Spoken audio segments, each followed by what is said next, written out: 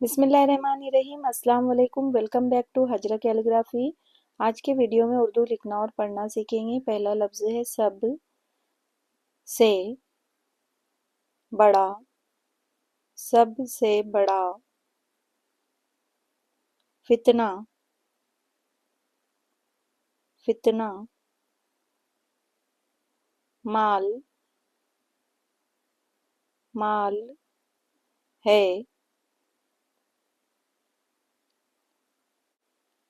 जिस। जिस के पीछे। पीछे। लोग। लोग। हर।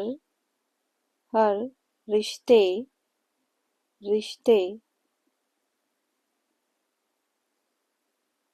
की। की अहमियत। अहमियत को। को नजर।